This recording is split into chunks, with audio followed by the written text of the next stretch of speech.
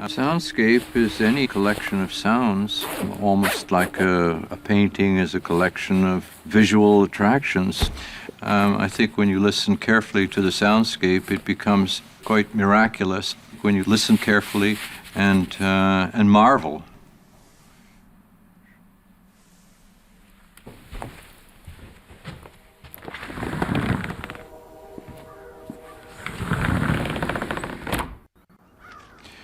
Well, we hear the train going off into the distance.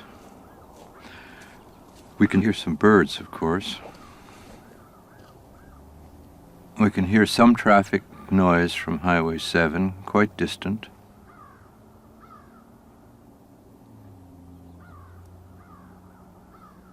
The most interesting thing, of course, is the birds at this time of the day. You can hear them in all directions.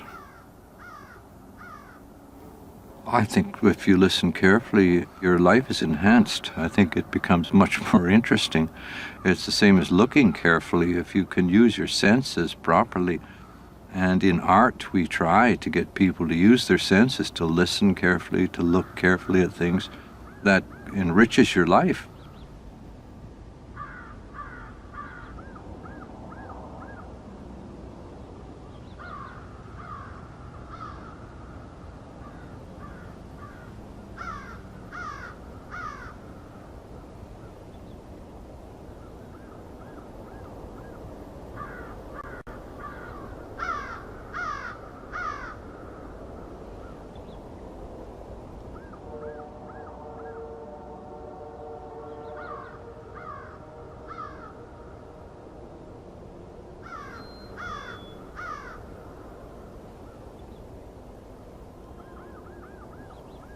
In a way, the world is a huge composition, a huge musical composition that's going on all the time without a beginning and presumably without an ending. We are the composers of this huge, miraculous composition that's going on around us, and we can improve it or we can destroy it. We can add more noises or we can add more beautiful sounds. It's all up to us.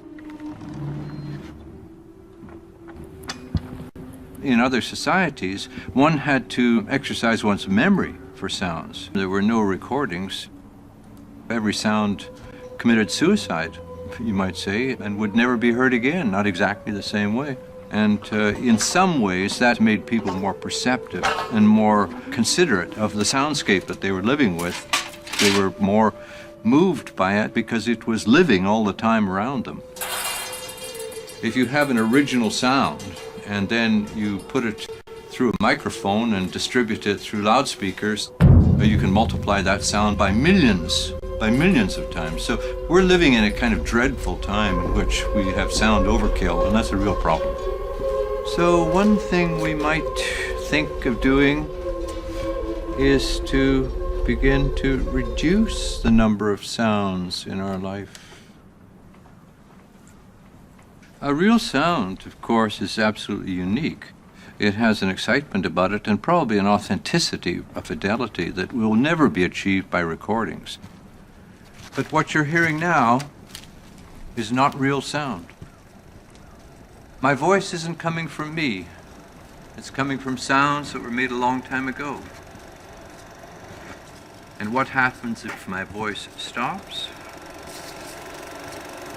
What do you hear then?